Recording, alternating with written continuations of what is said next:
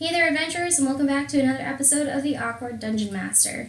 This week, I want to talk to you guys about creating ambiance at the gaming table.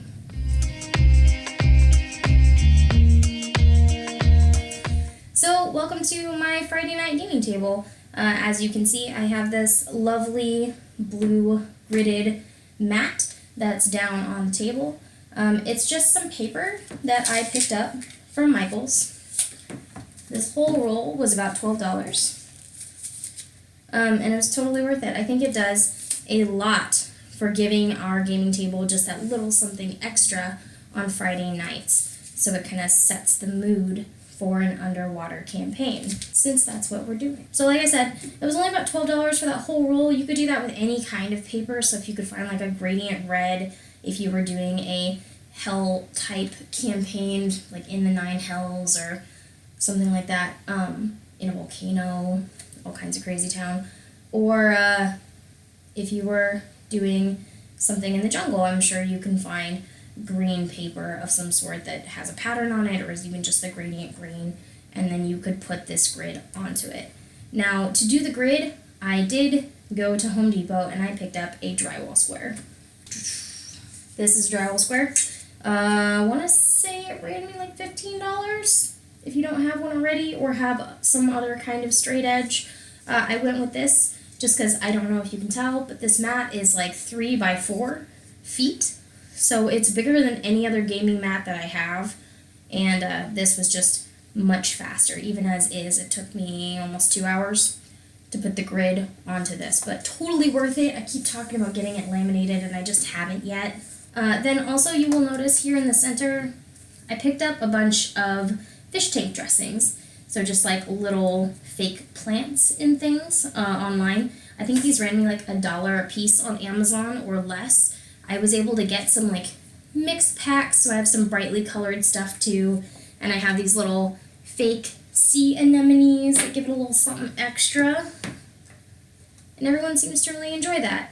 It gives me a chance to, I take 5 minutes every week before my players show up really, and I just pick a bunch of different plants out of my gigantic box of fish tank stuff. So every week the table is just a little bit different, so they kind of get the feeling that they're traveling through the ocean floor.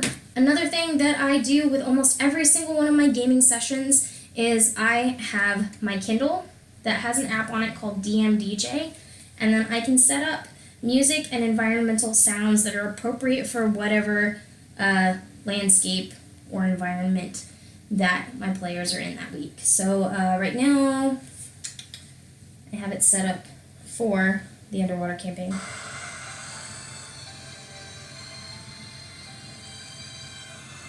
So I don't know if you guys can hear that.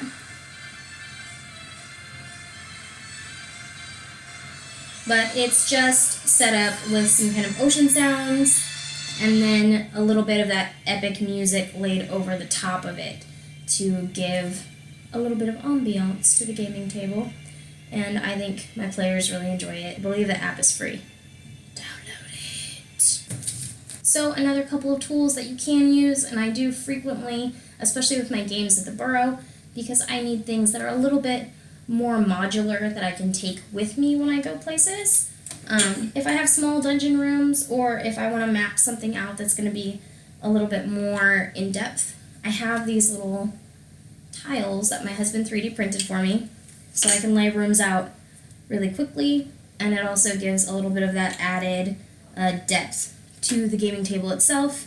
Each one of these is a 10 by 10 grid, and you can actually really tell pretty easily where the different squares are on it, and even some of them I put some like moss coloration on them so they have the effect of a mossy cobblestone dungeon floor. As well, I have a lot of these drop-in moss type terrain pieces. I do have a video on that. I will link it down in the description of how you can make these. They're really easy and fast to make. Totally worth your time. When I am traveling for D&D, I like to carry a handful of drop-in set pieces.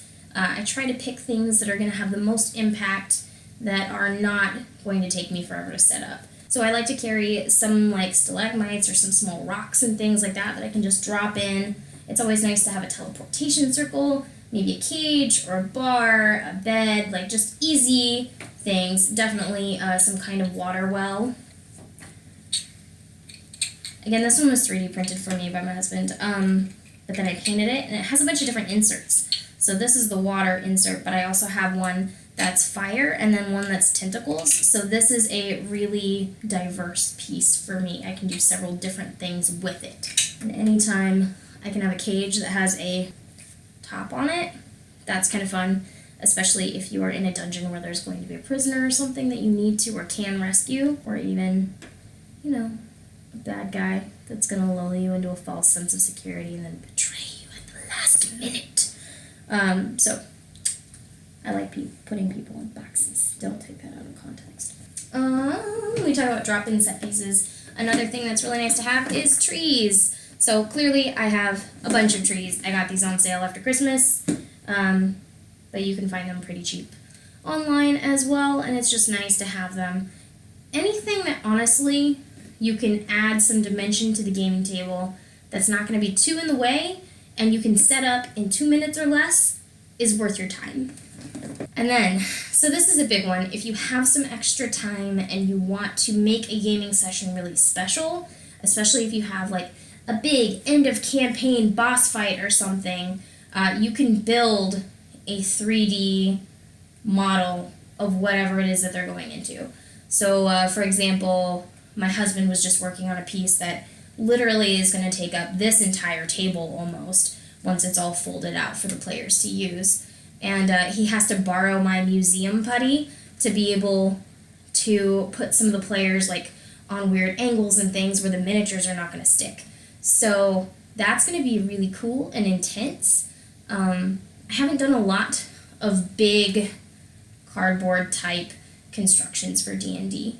I did do this little tower here for a one-shot that I did at the convention that I ran at last year. And I'm going to be running games again this year, but I probably won't reuse this tower, but I've held on to it. And this whole thing comes apart. So this was a dragon's tower where a dragon was holding a prince hostage, and then the players had to rescue him, but every single layer comes off. And then the bottom layer even has a door in the front. And then I could set up every single layer beforehand with some cool set pieces, so you kind of had an idea of what, at one time, that level of the tower had been used for. But it also gave my players the ability to be on different levels and also visualize where everybody was. We wound up just kind of setting all the levels out, because I shit you not, at one point I had players on almost every single level of this tower. They were just, oh my god, this is so cool, we gotta check it out. And everybody was like, I want to run down the tower and see everything. But there were also encounters buried throughout the tower, so it got really complicated really fast. But they had a great time, and truthfully, that should be the goal of every single game. If you are a game master that you are running, you need your players to have a good time. That's the point of the whole game. The last thing that I want to talk to you guys about on creating ambiance. Looks really stupid and frilly. So, this is a chiffon type fabric. It's obviously see-through, but I like to buy fabrics like this and then pin them over the lights in my house to give a filtered, colored light effect to the room when we are playing Dungeons & Dragons. I bought these for the final boss fight of my 2-year-long home game, and they were fighting Gratz, who's one of the Lords of the Nine Hells. So, having that red filtered light definitely set the tone for that big boss fight, and everyone seemed to really like it. I keep meaning to pick up some blue stuff too, since, again, underwater, that filtered blue light I think would add a lot to our gaming sessions as well. So that is all I have for you guys on creating ambiance at the gaming table. If there is anything that you do to add that something extra special to your gaming table, please drop that down in the comments. I would love to see them. And until next time, keep it rolling, adventurers.